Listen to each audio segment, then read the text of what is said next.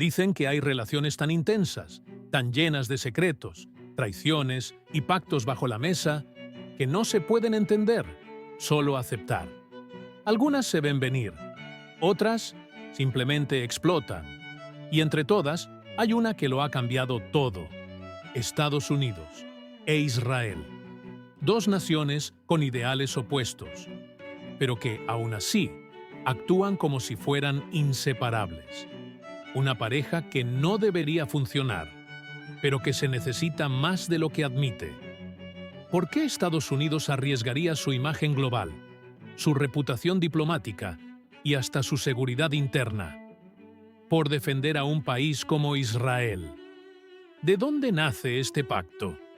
¿Qué hay realmente detrás de esta alianza que ni el tiempo ni la sangre ha roto? Prepárate, porque lo que estás a punto de descubrir no lo vas a encontrar en ningún noticiero. Y una vez que lo sepas, vas a ver el mundo con otros ojos.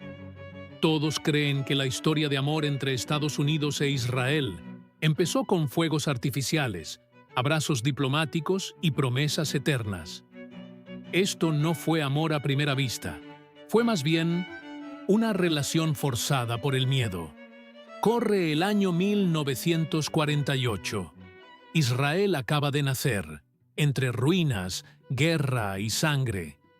El mundo observa con atención, y todos esperan que Estados Unidos, el gran defensor de la democracia, sea el primero en levantar la mano.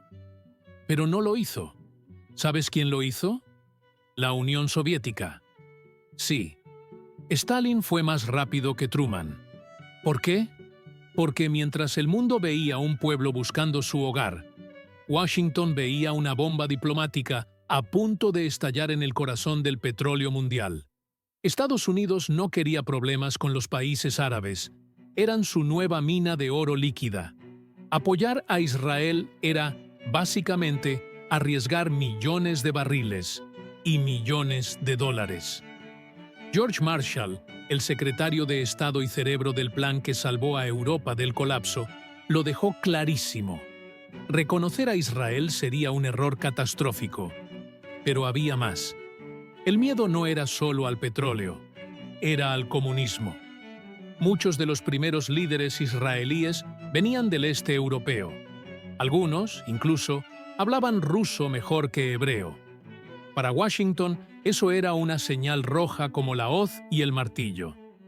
Pensaban, ¿y si estamos a punto de crear otro satélite soviético en pleno Medio Oriente? Así que el tío Sam se lo pensó, dudó, vaciló, le dio largas, y mientras tanto le impuso un embargo de armas a Israel. Sí, al mismo país que hoy inunda de tanques y misiles. Al principio no le dio ni una bala, pero el tablero cambió, porque UUU se dio cuenta de algo. Si no los reconocían, los soviéticos los abrazaban, y eso sí que no lo podían permitir. Así que, casi a regañadientes, en 1949, Washington le estrechó la mano a Tel Aviv. Un saludo frío, una alianza incómoda, un sí cargado de dudas, como quien firma un contrato que no ha leído del todo, pero que igual firma por si las moscas. Y así empezó todo. No por empatía, no por historia, no por justicia. Empezó por estrategia, por miedo y por petróleo. Lo curioso es que, en el fondo, ninguno de los dos confiaba del todo en el otro.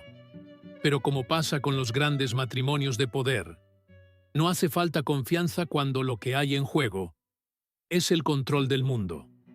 A finales de los años 50 y comienzos de los 60, el planeta era un tablero de ajedrez nuclear. Un movimiento mal hecho, y se acababa todo. Estados Unidos y la Unión Soviética no estaban solo compitiendo por poder, estaban peleando por el alma del mundo. Cada país que se independizaba, cada gobierno que caía, era una nueva pieza que podía caer en manos del comunismo o del capitalismo.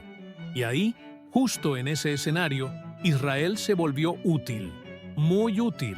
En 1967 ocurre un punto de quiebre. Israel derrota a 3 países al mismo tiempo: Egipto, Siria y Jordania, en solo 6 días. Un golpe maestro, una humillación absoluta para los árabes y para Moscú, que los había armado y apoyado. Y aquí viene el giro. Egipto y Siria eran aliados directos de la Unión Soviética.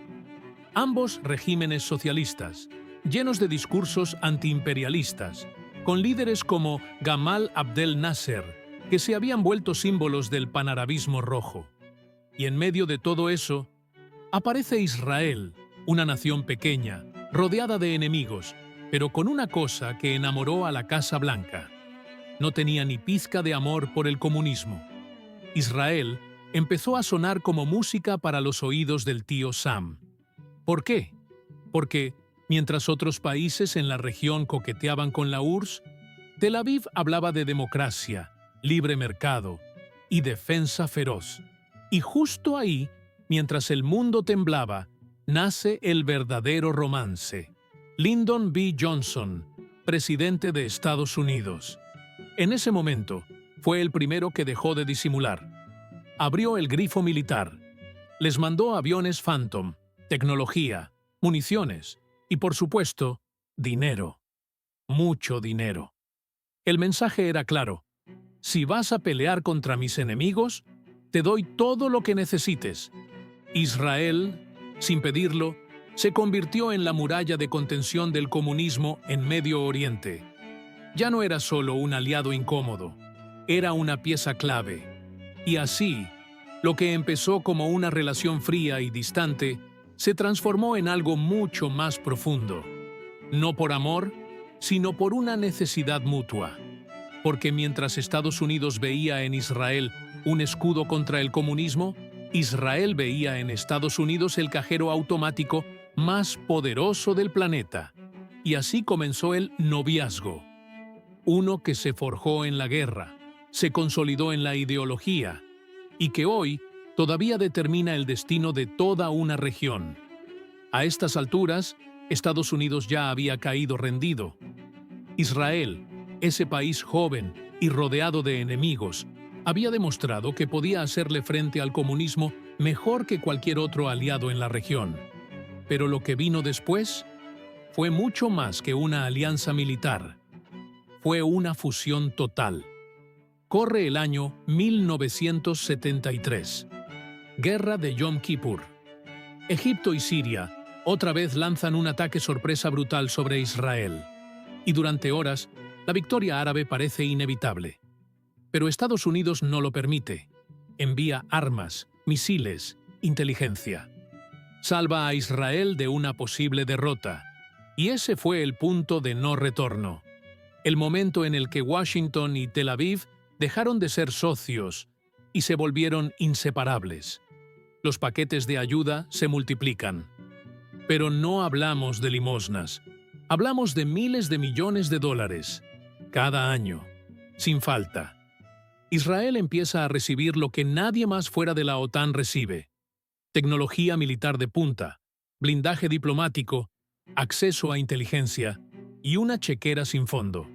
Y entonces llega un nuevo jugador a la Casa Blanca, Ronald Reagan, y con él un nuevo capítulo de esta historia aún más intenso. Año 1979. 2 bombas geopolíticas explotan al mismo tiempo. La primera, que fue la Revolución Islámica en Irán. La segunda, que fue cuando el Shah cayó. Y con él, Estados Unidos pierde a su mayor aliado en el Golfo Pérsico. Un país clave para el petróleo.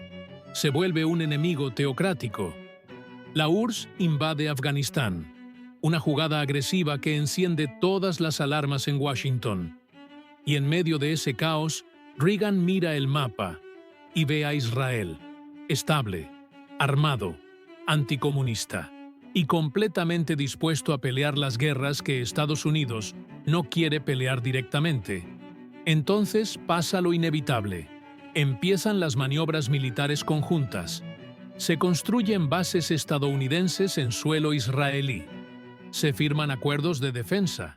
Se desarrolla el famosísimo sistema de misiles Arrow, una tecnología pensada para derribar misiles balísticos.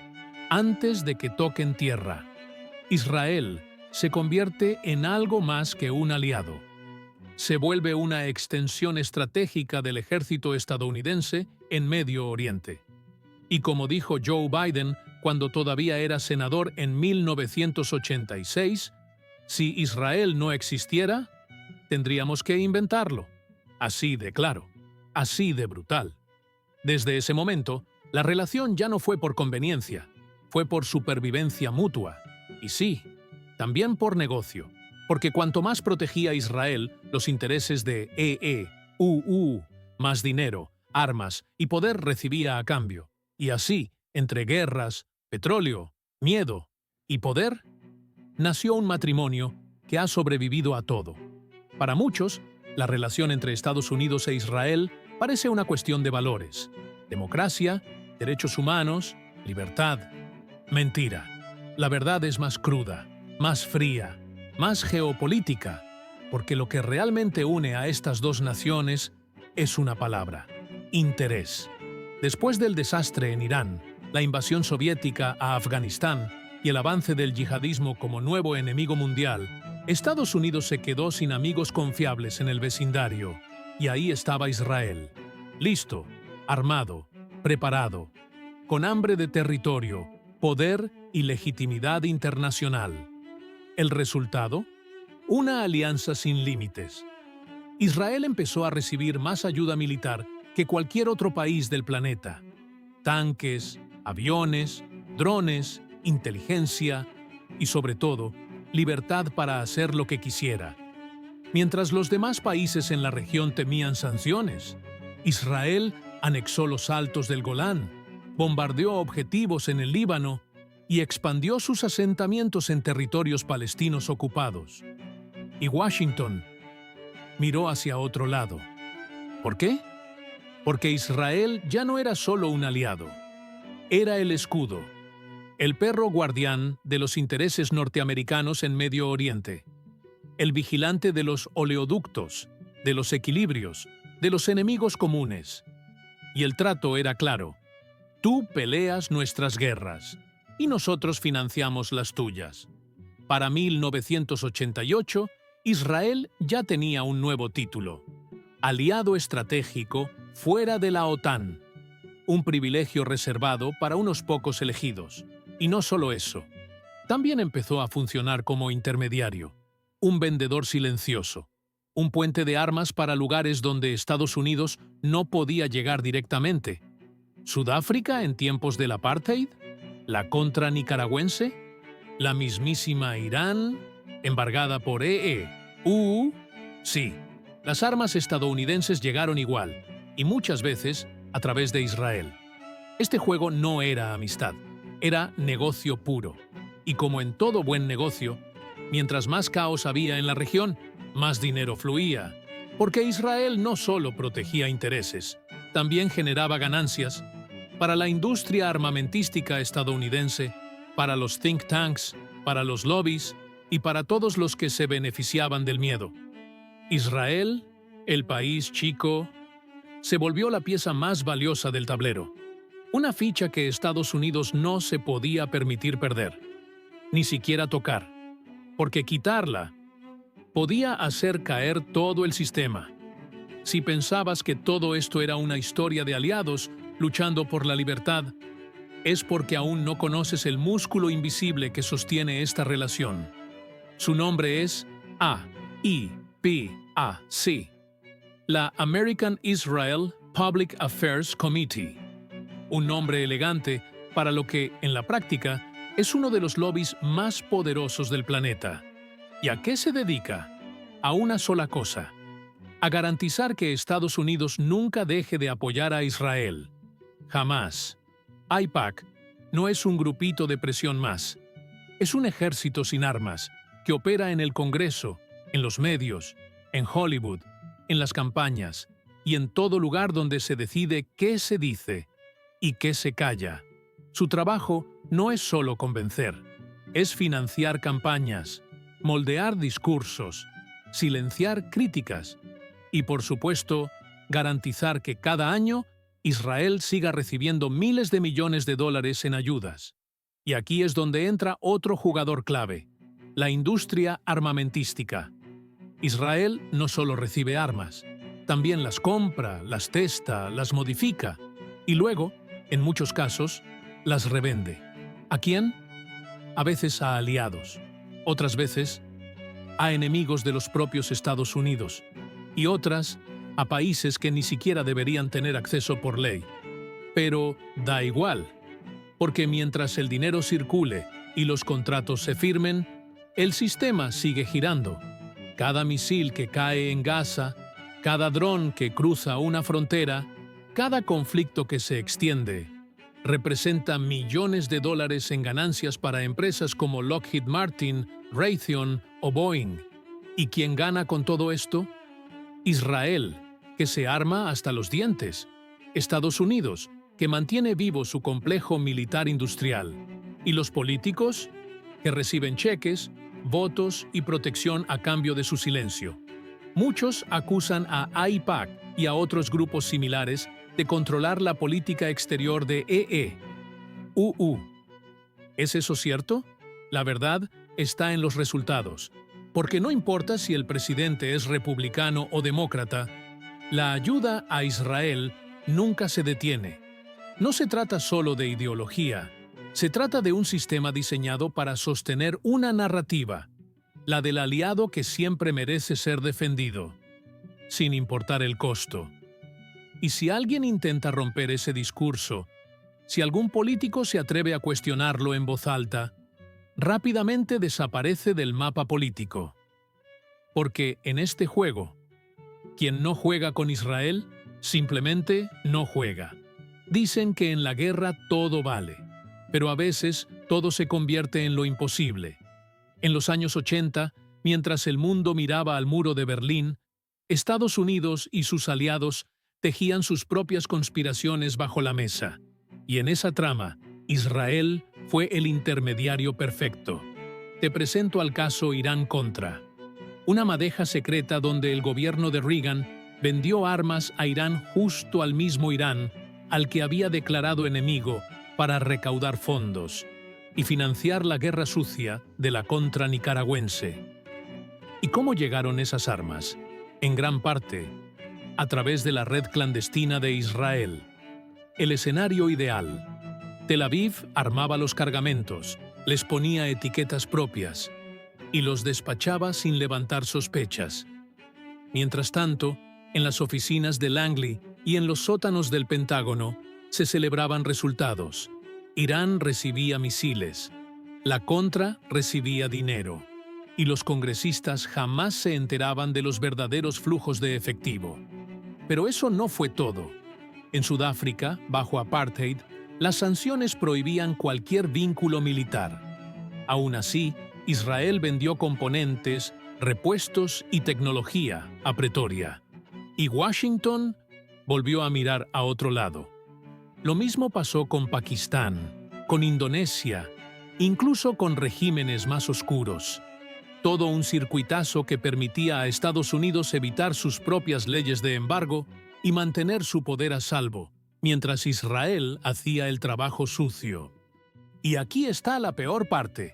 Cada uno de esos escándalos terminó expuesto. Investigaciones, comisiones, titulares estruendosos, pero la alianza sobrevivió. Porque en este juego hay una regla de hierro. Quien controla las sombras, controla la historia. Y Estados Unidos e Israel tuvieron siempre las manos muy limpias en público, mientras en privado jugaban a ser titiriteros. Hasta ahora hemos hablado de guerras, petróleo, espionaje y geopolítica. Pero hay algo más, algo que no se ve, pero que mantiene esta relación más fuerte que nunca. Porque entre Estados Unidos e Israel existe una conexión que va más allá de los intereses, una afinidad ideológica, una hermandad cultural y, para muchos, un lazo religioso sagrado. Por un lado, están los valores compartidos: democracia, libre mercado, individualismo, seguridad nacional. Ambos países se ven a sí mismos como baluartes del mundo occidental, rodeados de enemigos, resistiendo por principios superiores. Pero hay algo más poderoso aún: la religión.